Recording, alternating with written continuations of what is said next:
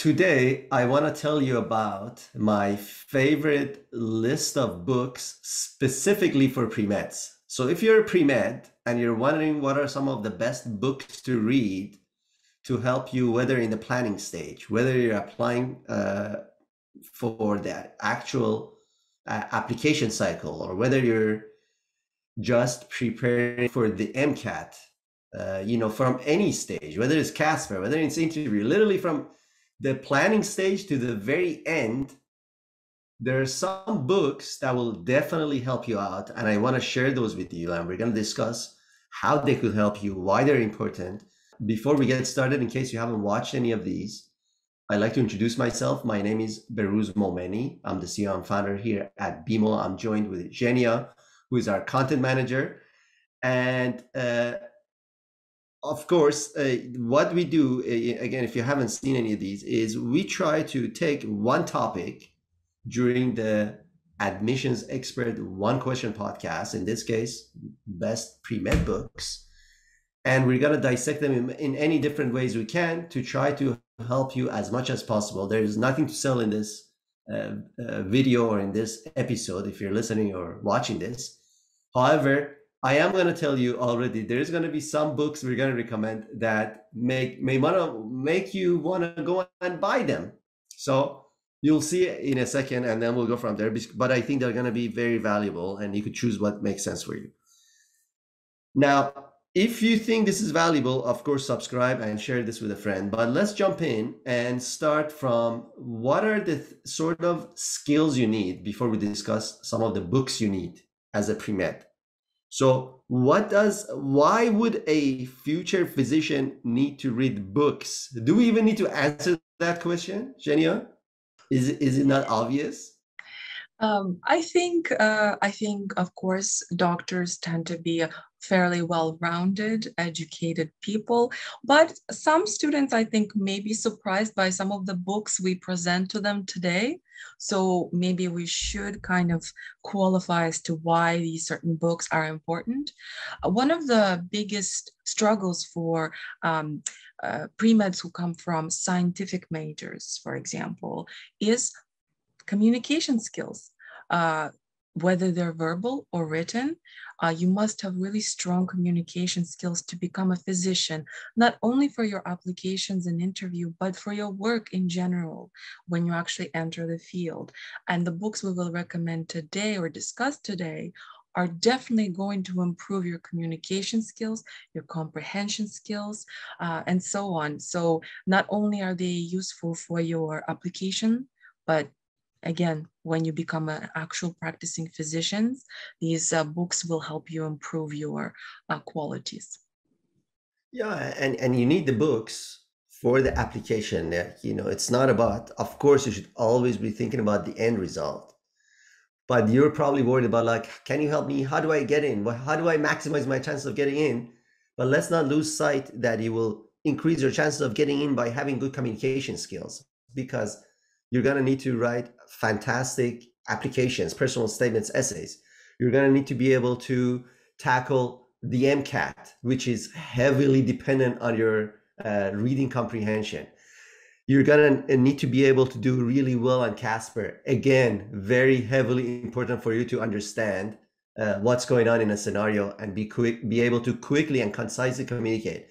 And then again, if you're invited for an interview, you need to be a fantastic communicator. So in fact, the majority of the application process is focused on assessing your communication skills, whether it's written or verbal, or your comprehension. That's all it's all about. So how do you do that? The best way to do that is you have to read a lot. And you have to read a diverse set of topics instead of getting focused on your textbooks. That's what Zhenya was saying. And, we've noticed this, by the way. That's a common weakness of a lot of pre-meds that specialize in the traditional route, which is like most of you guys, traditional route of,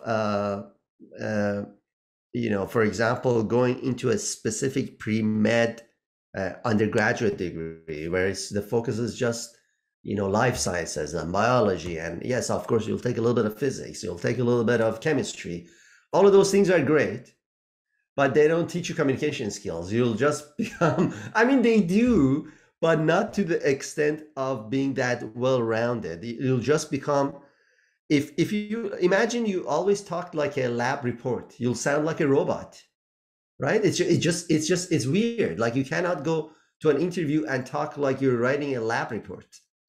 That's the skill people are missing. Two, your comprehension will suffer because you'll be able to comprehend a lab report, let's say, very good, but not a normal conversation. Or if somebody throws a passage from Shakespeare your way during, the cars section of the MCAT, you're like, oh my God, I have never seen anything like this. This is not even English. So, Zhenya, do you have any specific book recommendations? I got a bunch of books here that I'm going to recommend, and we'll go through them that I think are going to be useful. But if you have some as well, maybe you could tell us, first of all, what genres. Definitely, I obviously I wouldn't do anything science. You do that enough in class. Don't do that and the extra work.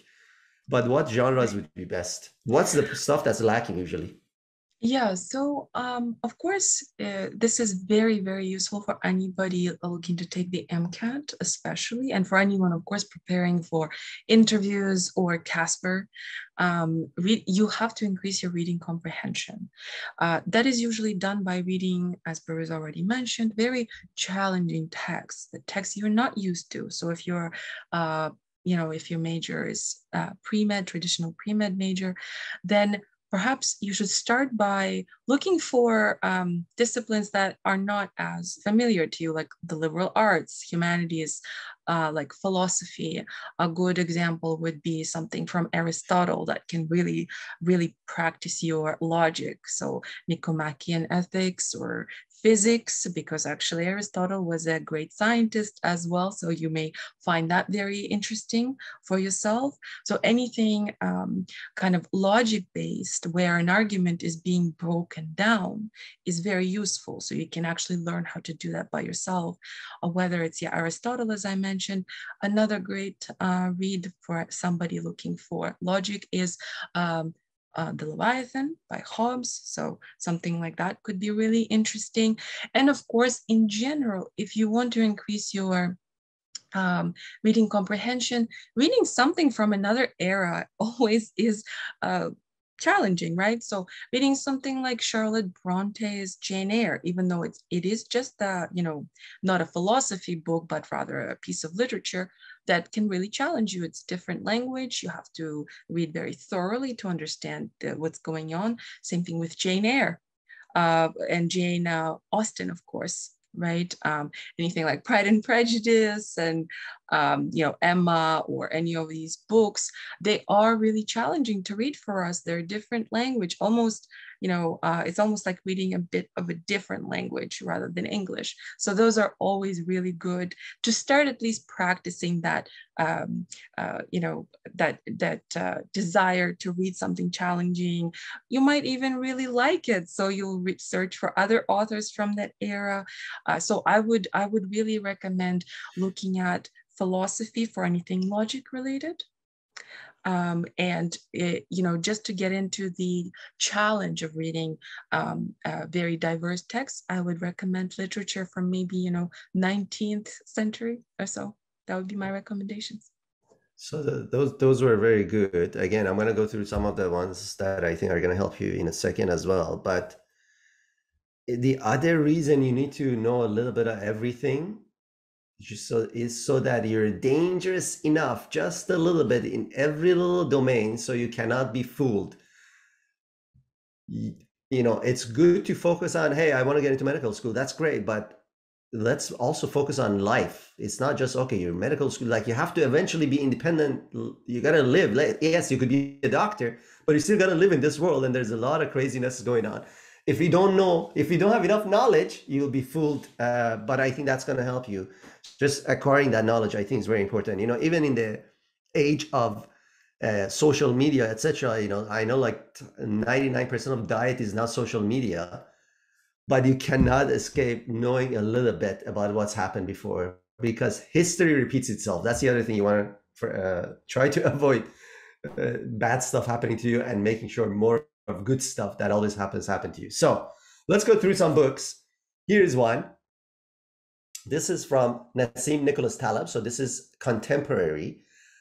It's actually easy to read, but it will get you thinking. And this is just like, you could just read a page a day. So I'm putting this as first because I wanted you to focus on life a little bit as well, beyond just science and medicine, etc. So that would be one. Here is one that's a little challenging to read. This is The Republic by Plato. It will, interesting in a very different way. Again, any sort of a book you could ever get your hands on, pre-Gutenberg, so this is before printing press was invented, that it survived, it's usually a good book. Because if you guys know, back in the day, this is how wars would happen. I mean, it still happens, but it's harder to get rid of information now. People would go, they didn't have bombs. They would go in, kill people, set the whole city on fire, all the books gone, done. So if there was a book that survived before that period where there was printing press, it must have been really good. This is a good book. I don't know if you could see the title, Meditation by Marcus Aurelius. Again, takes you back in time. Here's another one by Plato. And this is, he talks about his mentor. Essentially, this is a book about Socrates.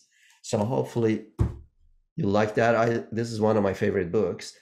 And I'll show you another book. So those were more philosophical that I showed you, except for the first one. It's still philosophical. You want to go a different genre a little bit. Very heavy book. The Red Book. If you guys remember from first year of psychology, one of the top two most famous psychologists of all time, Jung and Freud, you always keep hearing about them. So this is one of their famous books from one of those guys. Now, a few books that I'm going to recommend that are just from BMO that are going to specifically help you. By the way, we're going to put the link somewhere on this video so you could grab them. You don't actually have to go to Amazon and buy them. You could grab them for just like $1. It's really nothing. That's just like the processing fee. So one is this one. This is by yours truly. Why do I want you to read this? How is this going to help you with you as a pre-med? If you know, I also have another company, sortsmart.com. You can go look at it if you want. But that's the company where we studied the admissions process for universities and employers. And I talk about the history of this whole thing, the admissions process, and what my findings have been based on what works, what doesn't. So if you want to get an inside scoop of why you have all these personal statements, standardized tests, where did these all come from, it's probably also gonna make your brain go on like hyperdrive when you find out that this stuff is from back in 1800s and it has changed very little. But that's another story, I guess. I'll let you read that. So here's some specific books that I think you'll enjoy. So one is, for example, this book. This is not like, yes, I just said this is going to be just $1 for our fans, but this is not like 10 pages. This is a massive book. This is like 400 pages. Why cars? Because cars is the part that most students struggle with. So this book gives you strategies and then a lot of example passage after, and then how to actually deal with them. There's some answers as well. This one is a good one, again, from BMO, for personal statements and essays. Again, strategies plus some samples so you see how to use those strategies. There's this one for multiple mini interviews. There is also our medical school interview. I'm not going to show you that, but we're going to put the link somewhere. Again, strategy plus samples. And then, of course, this is our famous Casper book. Again, you could also grab this. But at the end of the day, I think the parting thoughts that I want to leave for you today is the fact that you should be reading all the time rather than reading so that you get into medical school. You should be reading to be a better doctor, not to get into medical school. So always think a step ahead on why you're doing this. Two, be dangerous enough by reading a little bit of everything so you know a little bit. And then, should you always be reading books from cover to cover? No, I don't read books from cover to cover. I order usually, anywhere between 10 to 20 books a month. Some of them, I just read the title and the first overview, and then I'm like, I don't care about this. Some of them, I read the first chapter, I'm like, no. Some of them, I read from cover to cover. There's some of the books I read like every 3 months, every 6 months, I reread. You have to see what makes sense. And then sometimes I just go and buy books because I'm stuck at something and I'm trying to learn. Then I go and buy every book about that topic. I read all of that. So you have to be careful. There's a balance about books as well, because books sometimes are used by, I've noticed some people use books to procrastinate, get into this fantasy world, whether it's a fiction or non-fiction, it doesn't matter. Both could turn into a distraction about life and just doing essentially nothing. Zhenya, any final thoughts about what pre-meds should be consuming, what they shouldn't be consuming?